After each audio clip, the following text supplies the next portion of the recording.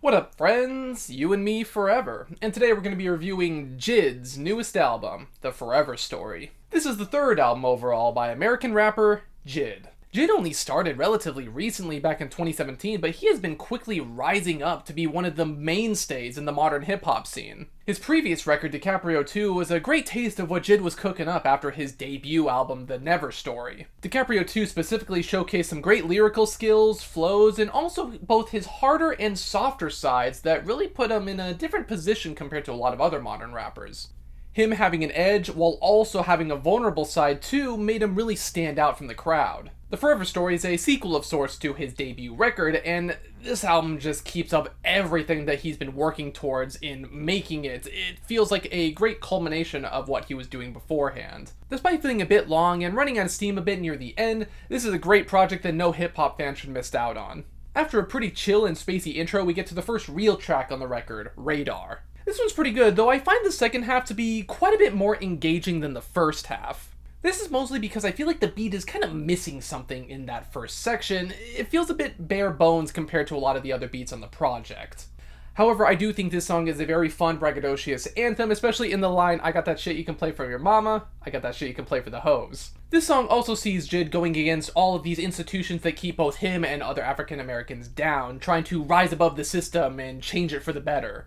The more dire tone of the second half of the song really hammers this home, especially when the piano and sound effects come in. Dance Now is one of the main singles from the project, and it's a great one. The opening vocals are haunting, get the blood pumping, and this beat is seriously crazy. The wordplay is insane, and JID keeps up these rapid-fire flows without sacrificing the pacing or the sound of the track.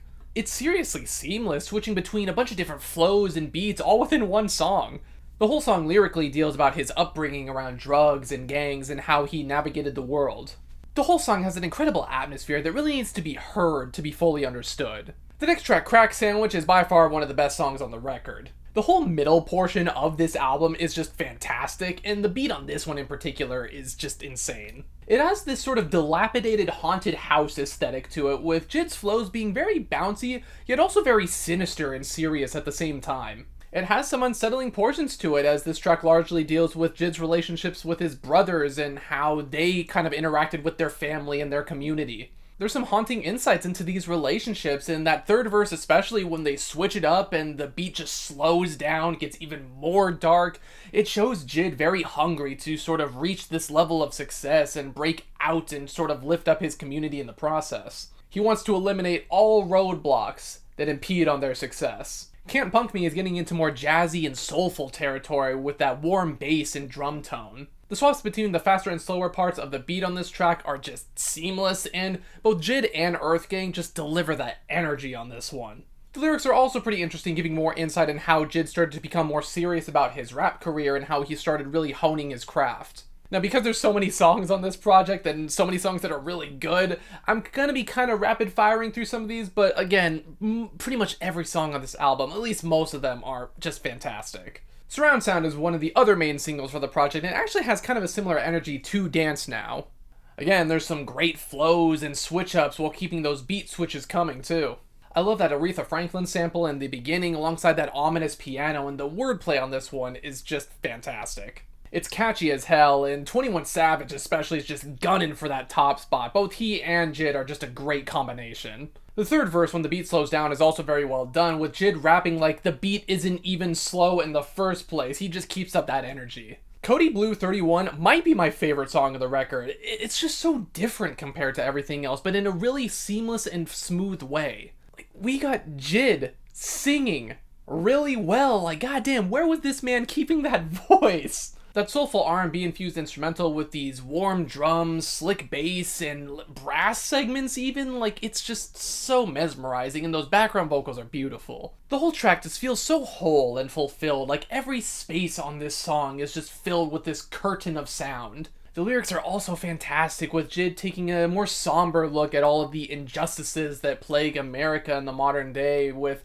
the rise of extremism, the rise of, people and police being more overt with their racism, you name it.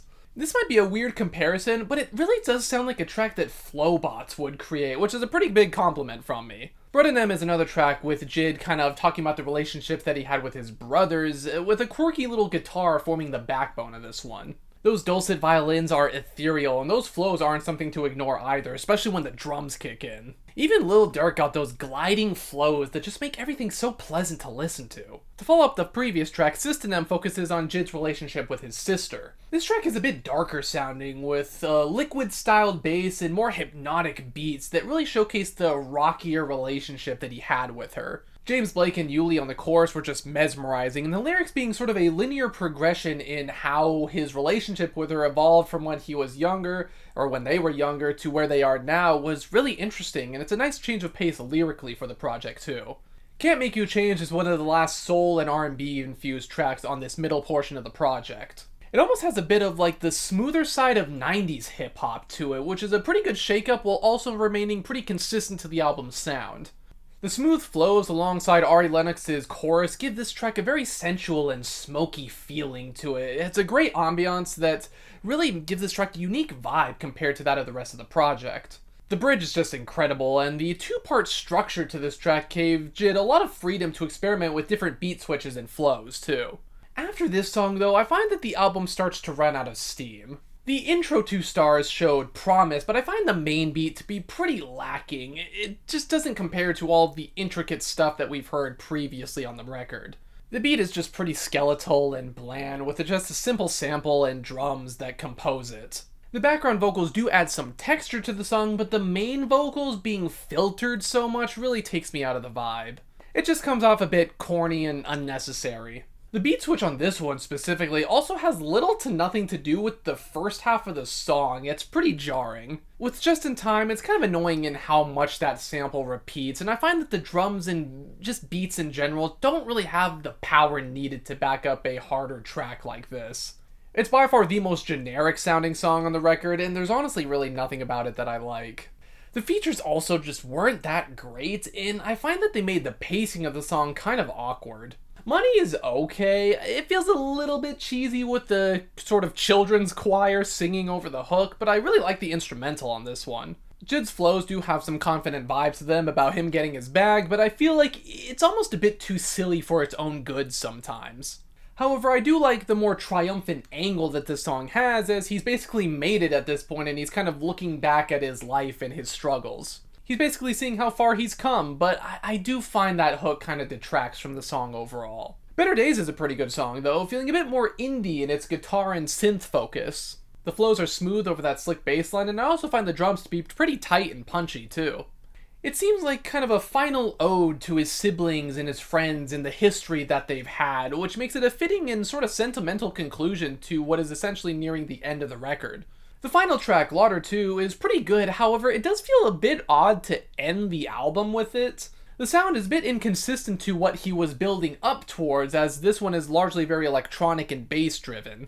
I feel like it would have been a better fit near the beginning of the project, however the song is still really good, and I'm really digging how cold those verses are before we break into that very warm and soaring chorus. Again, it's an awkward end to the project, but the beats and flows are still very engaging. This is a fantastic record, and definitely a worthy successor to his previous two projects. The middle of the album especially, from Dance Now to Can't Make You Change, is just incredible and showcases why JID is such a force to be reckoned with. From biting and dirty beats to smooth and soulful ones, from the cutthroat rapping to his chill singing, like JID has got all of that shit down. However, the final moments of the record are noticeably less interesting, with the beats feeling a bit less intricate than everything that led up to them, and them just not having as much of a presence or power that I feel they should have. I honestly feel like he could have cut out the last 4 or 5 songs on the project, and that would have made the tracklist much more contained and tight and focused. Even if some of the last few songs were pretty good, they were still a bit inconsistent. However, the variety, the wordplay, the flows, and instrumentals were just fantastic on most of the songs on this project, and I just honestly can't wait to see how JID wows us in the future. I'm feeling a strong 8 on this newest album by JID. Of course, we do have to talk about album covers on this show, and I honestly really like this album cover a lot. It does also feel like a sequel to The Never Story, as The Never Story was a bit more graphic-driven, a bit more artistic. This one is essentially translating that cover into live action, if you want to call it that. I like how everything has a sort of dark and muted tone to it. We have all of these different color varieties and combinations on the people's shirts and stuff like that, but everything is held together by that darker ambience. We also have JID in the forefront and the focal point in the middle of the project. I find that everything on here just sort of encapsulates JID's sort of family life and also his experiences with his community. Like, I think this album cover is great. But those are just my thoughts on this newest album by JID. What did you guys think? Do you also think that this is just a fitting culmination of everything that he's done up until this point? Or were you maybe a bit disappointed with this one? Let me know. Be sure to like, comment, subscribe, ring the bell if you want to be part of this story, and until the next one, farewell.